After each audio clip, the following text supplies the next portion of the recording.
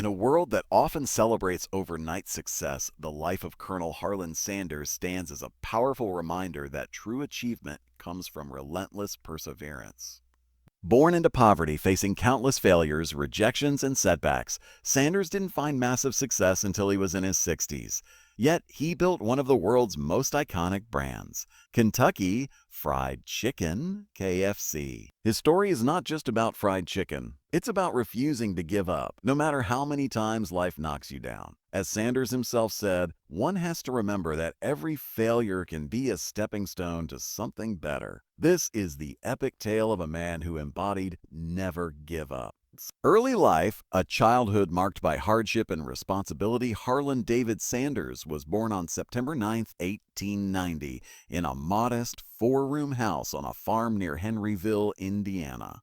He was the oldest of three children to Wilbur David Sanders, a farmer and butcher, and Margaret Ann Dunleavy Sanders, who had Irish and Dutch roots. Life was simple but stable until tragedy struck when Harland was just 5 years old. His father died suddenly in 1895, leaving the family in financial ruin. With no father to provide, Harland's mother took a job at a tomato cannery, often working long hours or even days away from home. This left young Harland, at the tender age of 6, responsible for caring for his younger siblings, a brother aged 3 and a newborn sister. He learned to cook out of necessity, foraging for food and preparing meals. By age 7, he was skilled at making bread, vegetables, and even basic meats. "I was cooking for the family when I was just a little kid," Sanders later recalled. These early experiences ignited his passion for cooking, though he could never have imagined where it would lead. The hardships continued. In 1902, when Harland was 12, his mother remarried. The new stepfather was abusive, creating a toxic home environment. Unable to endure it, Harland dropped out of school after 7th grade, around age 13, and left home to work as a farmhand on a nearby farm in Greenwood, Indiana. He earned room and board through grueling labor from dawn to dusk. Education was a luxury he couldn't afford. Survival was the priority. From ages 10 to 16, Harland bounced between jobs, painting horse carriages in Indianapolis, working as a farm laborer in southern Indiana, and more. Life was a constant struggle, teaching him resilience early on. The hard way builds solidly a foundation of confidence that cannot be swept away. He would later say, a quote born from these tough years. Teenage years and early adulthood. A string of jobs and instability at 16. In 1906, Harland falsified his birth date to enlist in the U.S. Army. He served briefly in Cuba as a wagoner, mule team driver, before receiving an honorable discharge in 1907. Moving to Sheffield, Alabama, he lived with an uncle and took jobs like blacksmith helper and ashpan cleaner on railroads. He progressed to steam engine stoker, fireman, on the Illinois Central and Northern Alabama railroads.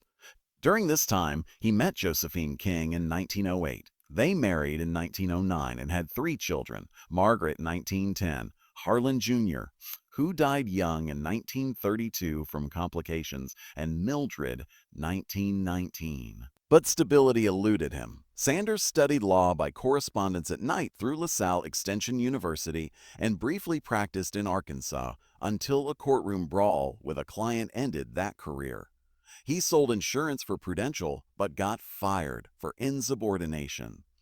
He ran a ferryboat service across the Ohio River, then a gas station in Kentucky. Failures mounted, a lamp manufacturing company went bust, partnerships dissolved. From his teens to his 30s, Sanders held dozens of jobs: streetcar conductor, railroad fireman, insurance salesman, tire salesman, service station operator.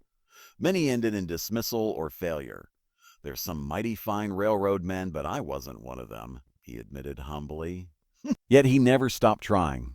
"I made a resolve then that I was going to amount to something if I could. And no hours, no amount of labor, no amount of money would deter me from giving the best that there was in me." The turning point, discovering his passion at age 40 in 1930. At age 40, Sanders got a break managing a Shell gas station in Corbin, Kentucky, during the Great Depression.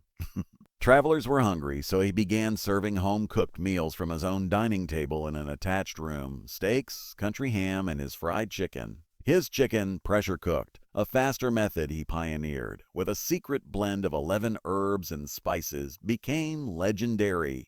Word spread. The station turned cafe drew crowds. In 1935, Kentucky Governor Ruby LaFoon awarded him the honorary title Kentucky Colonel for his contributions to state cuisine. By 1937, Sanders expanded to a full 142-seat restaurant and motel across the street, Sanders Court and Cafe. He perfected his recipe, bleaching his hair and goatee white, adopting the white suit and black string tie that became his trademark. Business boomed until disaster struck. In the mid-1950s, a new Interstate 75 bypassed Corbin, diverting traffic. Customers vanished. At age 65 in 1955-1956, Sanders auctioned off the property at a loss. Broke with debts, he relied on a $105 monthly Social Security check. Most people would retire in defeat, but not Sanders. The ultimate test, 1009 rejections and the birth of KFC at 65, Sanders hit rock bottom, but he refused to quit. He believed in his recipe. Loading his old car with a pressure cooker, spices, and flour, he hit the road to franchise it. Offering the recipe for free in exchange for a nickel royalty per chicken sold, he knocked on doors across America. Rejection after rejection, over 1009 no's. Restaurants laughed at the old man in the white suit. He slept in his car, shaved in gas station bathrooms, lived off savings that dwindled. I was turned down 1009 times before my chicken was accepted once, he said. Finally, in 1952, Pete Harmon in Salt Lake City, Utah, said yes. The first franchise. Harmon coined Kentucky Fried Chicken. Sales tripled, more followed. Dave Thomas, future Wendy's founder, franchised early. By 1960, over 600 franchises. In 1964, at 74, Sanders sold the company for $2 million, about $20 million today, to investors led by John Y. Brown Jr. He stayed as brand ambassador, earning a salary and royalties. Legacy, a global empire and a message of perseverance. KFC exploded globally. Thousands of locations in dozens of countries by Sanders' death. He traveled 250,000 miles yearly promoting it, criticizing quality declines later, wallpaper taste gravy.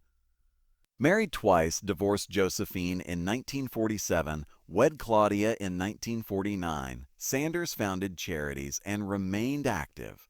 He died December 16, 1980, at 90 from pneumonia leukemia. Today, KFC has over 25,000 locations in 145-plus countries, billions in revenue. Sanders' face remains the logo. His quotes inspire. I've only had 2 rules. Do all you can and do it the best you can. No hours nor amount of labor would deter me. Don't quit at age 65. Maybe your boat hasn't come in yet. The lesson, never give up. Colonel Sanders' life proves failure isn't final. He failed jobs, businesses, faced poverty, abuse, loss, but persisted. At retirement age, when broke, he started his greatest chapter. If facing setbacks, remember Sanders. 1009, rejections, then world-changing success. The people who stick with things for years and never stop almost always win the race. Never give up. Your breakthrough might be next.